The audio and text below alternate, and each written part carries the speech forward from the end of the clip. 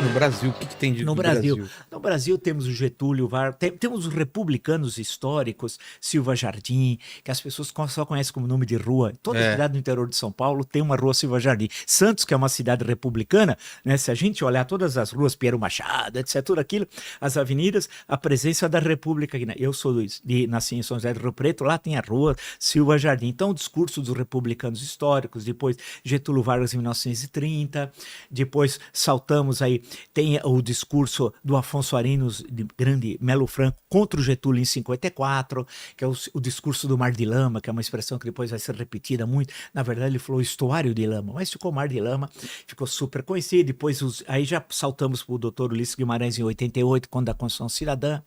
E vamos à Argentina com o Perón, vamos ao México com o Ricardo Flores Magón. Então, a gente vai passando vários momentos da história da América Latina, do Brasil e do mundo, e passa um pouco no Oriente também, passa por Mao Tse-tung, claro, a China. Bem, nem precisa dizer a China hoje, mas essa China moderna nasce em 1º de outubro de 1949, com a vitória dos comunistas e a tomada de Pequim, a proclamação da República Popular da China. Então a gente dá um apanhado geral, né? Vila, eu queria muito saber a tua opinião do momento que a gente está vivendo e fazer um contraponto com a gente saindo da ditadura até agora. Sim. Porque parece que a gente, em muitos momentos, foi o país do quase, né? A gente tá entrando no eixo, tá quase indo, e aí acontece alguma coisa e a gente dá uns passos para trás. E eu queria saber dessa tua vida acompanhando a política, acompanhando a economia, se dá para ter otimismo ou é isso mesmo, a gente nunca vai sair disso. Olha, em certa época do século XX brasileiro, o Brasil chamado País do Futuro, o nome até de Por que era de um clássico, o país do futuro? porque o Brasil estava crescendo muito rapidamente, né? Entre 1930 e 1980, o Brasil, nesses são 50 anos, o país que mais cresceu no mundo ocidental foi o Brasil. Ah, é? Pô, imagina o seguinte, o governo Juscelino Kubitschek, na época o mandato era de 5 anos, pela Constituição de 46.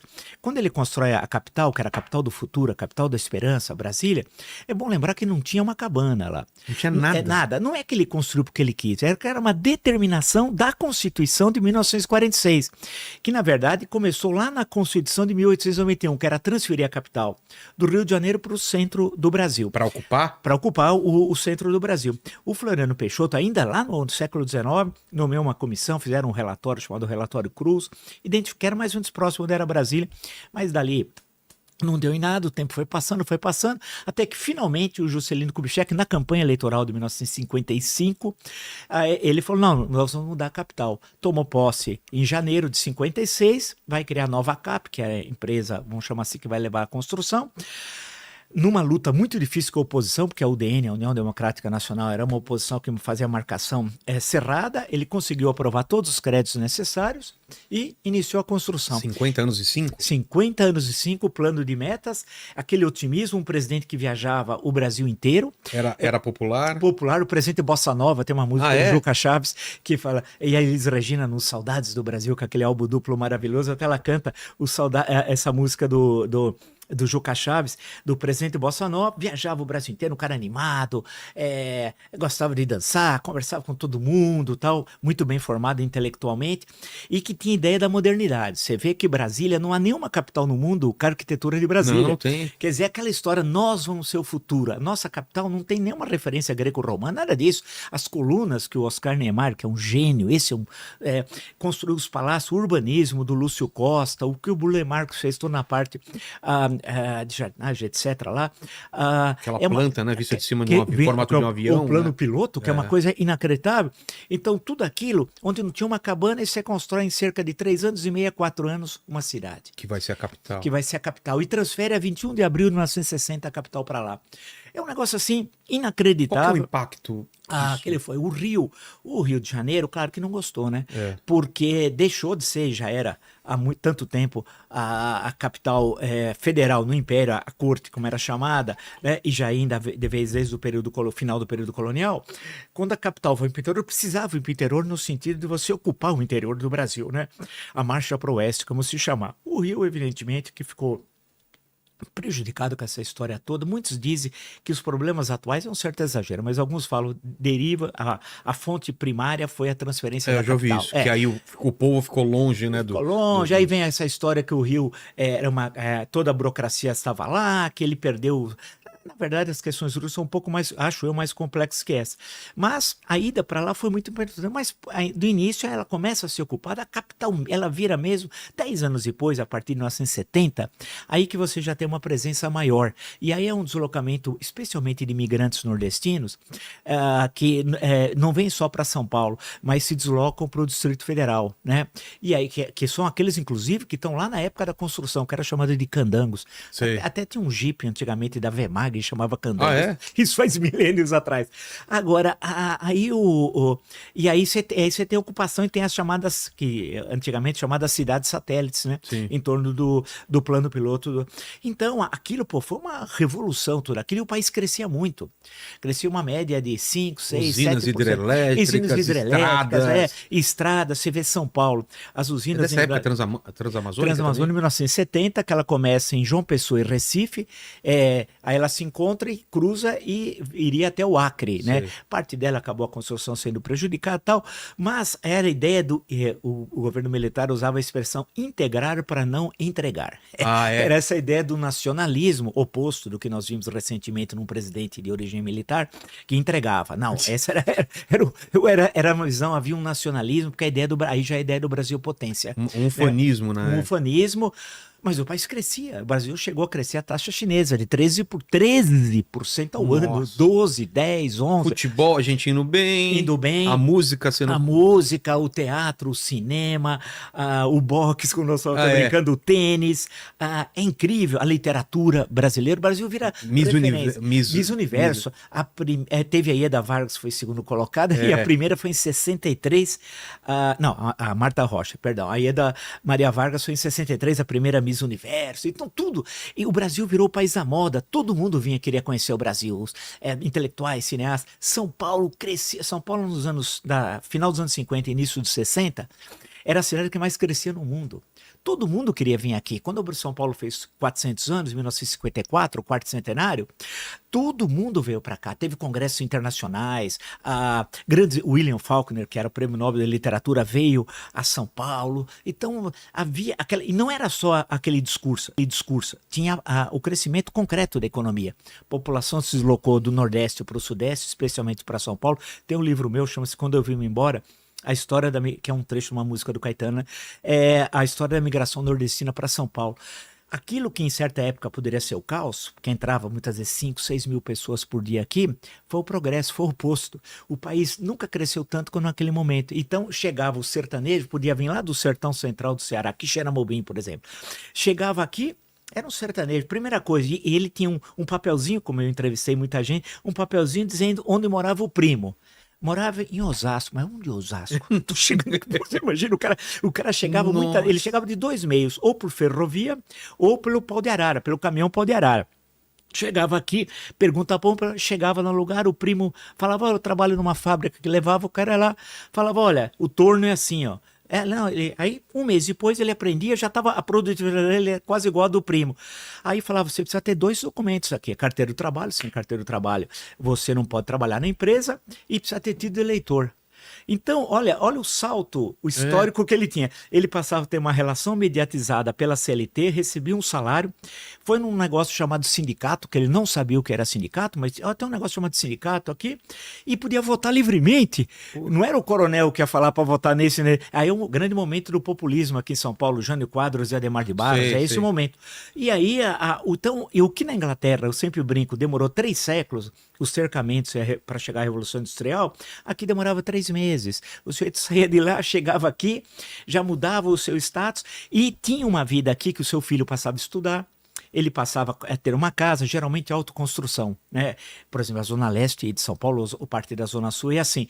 E aí os filhos passavam isso daí por diante. Veja que todos os romances da Seca, os clássicos que a gente estuda, Vidas Secas, por exemplo, que é o melhor de todos, é uma obra-prima do Graciliano Ramos, termina como? Assim, a Vitória fala pro Fabiano, chega aqui, não dá.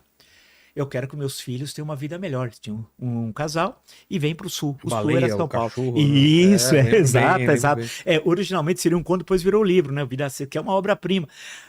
Vem para o sul. O 15 da Raquel de Queiroz, que é um livraço, que para uma menina de 19 anos, ninguém acreditava que uma menina tinha escrito aquilo, e uma mulher, era 1930, ela escreve, um negócio inacreditável, que é a seca de 1915. Eles migram também para o sul. Então, todos os livros do grande romance da seca é a migração para São Paulo. O sul é sinônimo, na verdade, de São Paulo. E aqui eles constroem uma nova vida e constroem sua cidadania. Então, é uma coisa fantástica. Agora, para um país ter tudo isso, é porque o país crescia, melhorava os índices de educação, de saúde, as cidades cresciam rapidamente, geralmente de forma desorganizada, como São Paulo, mas cresciam muito. E o desenvolvimento cultural, né? O país explodiu para o mundo. E todo mundo vinha aqui para dar uma olhada, falar, pô, que país é esse, né? O que está acontecendo? E aí tem um processo de industrialização. Nós éramos um país do café, a partir de 1930, com a presença do Estado, surge o Estado moderno brasileiro, nós não tínhamos nem Ministério do Trabalho, nós não tínhamos Ministério da Educação, tudo isso é criação da Revolução de 1930, daí a importância do Getúlio Vargas. E aí as mudanças que a industrialização vai trazendo, salário melhor, melhores condições de trabalho, e todo o efeito multiplicador de emprego. Você tem uma indústria, mas tem, por exemplo, a montadora, tem as autopeças aqui, aí tem o boteco que surge aqui, o restaurante, tem não sei o quê. Então você vai vendo uma cadeia de emprego que surge. E São Paulo, e o ABC especialmente, eu digo isso porque a minha família é de São Bernardo do Campo. Então estamos juntos, sou de São Bernardo do bairro Assunção. Ah, é? Então, meus avós... Meu pai trabalhou na Scania. Na Scania, então, meus irmãos trabalharam na Volks. Olha só. Quando a Volks era uma cidade, né? Putz, era uma loucura. Lá na Anchieta. Na Anchieta. Então, ali, por parte do meu pai, eles chegaram em 1918, da minha mãe chegaram ali também, 18, 19. Parte do meu pai são italianos, parte da minha mãe, meu avô era argentino, minha avó espanhola. Então, essa mistura, né? Que deu. E São Bernardo é um exemplo disso. Era um núcleo de imigrantes, né? Aí chega nos anos 50, na metade dos anos 50, as montadoras. E aquilo vira uma revolução. A cidade cresce rapidamente e tal, papá. E se transforma numa potência, num símbolo. Em certa época, o Fusca, nos anos 60, na direção, no meio da direção, tinha o brasão de São Bernardo do Campo. É mesmo? Você pega os Fuscas aí de colecionadores dos anos 60, São Bernardo era chamada Detroit brasileira, quando Detroit era Detroit, depois virou cinturão da Ferrugem, hoje Detroit está melhorando outra vez. Mas isso tudo, então o ABC e essa mudança que está aqui, e as mulheres começam a participar também da política mais cedo do que em outros lugares. Vide a avó da Letícia, da minha mulher, a Tereza Adelto, é a primeira prefeita de São Bernardo, né? Então, que ano? 1945. Nossa. Então, aí você tem as mulheres, a deputada estadual aqui, outra participante. Então, aquela efervescência que tem o ABC, que tem São Paulo, o interior também, né?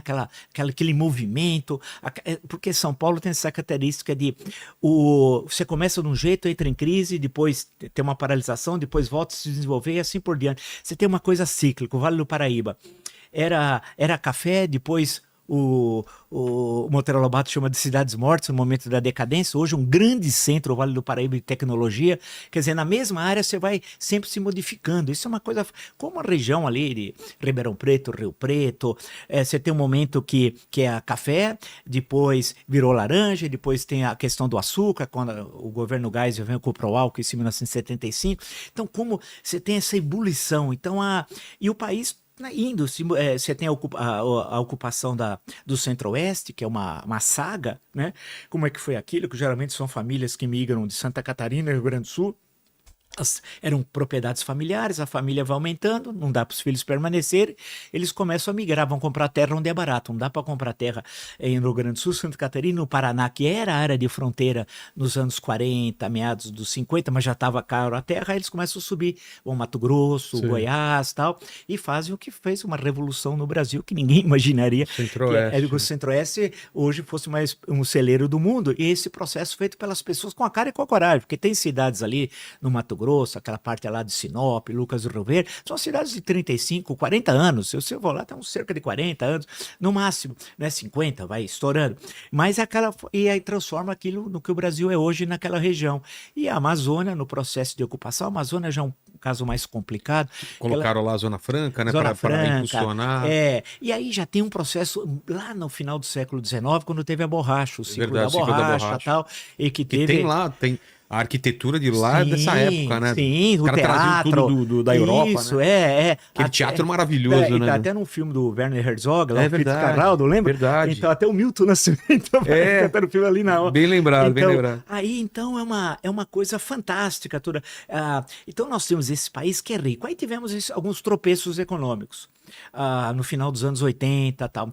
Planos de estabilização, plano cruzado, depois o cruzado 2, depois o plano Bresser, plano Verão. Verdade. Tudo no governo Fiscal do Sarney. Sarney, né? Tudo fiscal. Lembra disso? Putz, os caras punham o boto, sou fiscal do Sarney. Assim, tinha gente que punha um bigodinho, que era o bigodinho do Sarney. Vê se acha essa imagem Não, aí, olha, Tuti. tem cenas... Fiscal do Sarney. Fiscal do Sarney. Teve uma vez... Brasileiros e brasileiras, né? Você viu que fechou lá um McDonald's lá, porque disse que estava um pouco mais caro, tal. Era, o açougue, o porque preço era uma da época carne. de hiperinflação, né? Hiperinflação. Que você tava no supermercado, o cara tava remarcando o preço na sua frente, você tinha que pegar logo. Era uma loucura. Falavam que era mais barato você andar de táxi que de ônibus, sabia? Sim. Porque no ônibus você pagava quando entrava e o táxi quando saía, então já tinha desvalorizado. Não, e você chegava no supermercado, começava a pegar o mesmo produto para pegar o preço mais barato, que nem sempre ficava lá no fundo. Ficava lá no fundo. O preço. Então era aquela loucura, desespero. Aí veio o congelamento dos preços e salários e tal.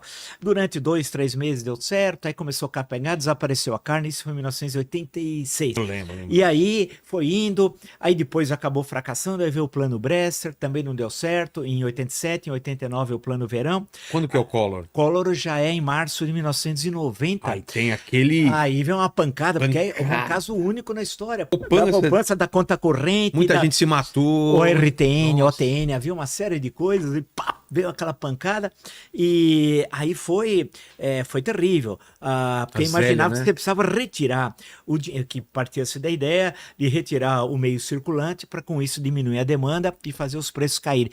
Inicialmente há uma queda dos preços, mas depois, já no próprio ano 90, tanto que em 91 veio o plano Collor 2, que também não deu resultado. Aí finalmente veio uma genialidade brasileira, que é caso de Prêmio Nobel da Economia, que é o Plano Real de 1994, né? Que é uma coisa incrível, você não congelou nada. Preços, salários, não congelou ativos financeiros, coisa alguma. Nós convivemos. Isso, o Brasil é um país fantástico, com duas moedas ao mesmo tempo, que era o RV, a Unidade Referencial de Valores, e a transição do Cruzeiro Real para o Real, né?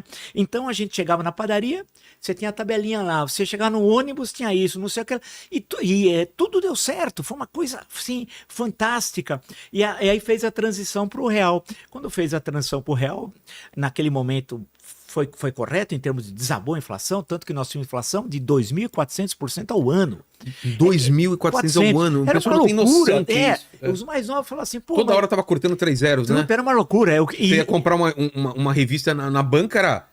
sei lá, R$2.000, 2.000, não sei o que, o valor da época. Você pegava o papel moeda, se alguém pegar um colecionador de papel moeda, tem certas pessoas homenageadas no papel moeda que você nem sabe quem é. Eu nem lembro mais, porque mudava chegou uma hora, tanto. você não tinha mais a quem homenagear. Você foi lá, as coisas ali, homenageando, não tinha mais ninguém. Então, era uma coisa, uma doideira. Aí veio o Plano Real, pum. E ele, realmente, a queda dos preços foi tanto que 4 anos depois a inflação era de 9% ao ano. Foi nessa época que ficou 1 para 1 com o dólar? Ficou com 0,86, quer dizer, com 86 centavos de real você comprava um dólar. Mais valorizado que o dólar. Esse foi um problema, porque houve uma sobrevalorização do real, esse foi um problema do câmbio que nós vamos ter, e também um problema com a taxa de juros. A exportação ficou... Então, aí você tem você barateia muito a importação e encarece as exportações, né? E isso vai dar um problema um pouco mais à frente, 4 anos depois, quando tem uma crise internacional, teve a crise da Rússia, tal, pá. E aí bate aqui no real e nós vamos ter algum problema em relação à desvalorização da moeda. Mas o Plano Real conseguiu enfrentar. Eu, sinceramente, eu confesso para você, eu não imaginava, eu achava que eternamente a gente conviver com a inflação, porque eu só tinha visto a inflação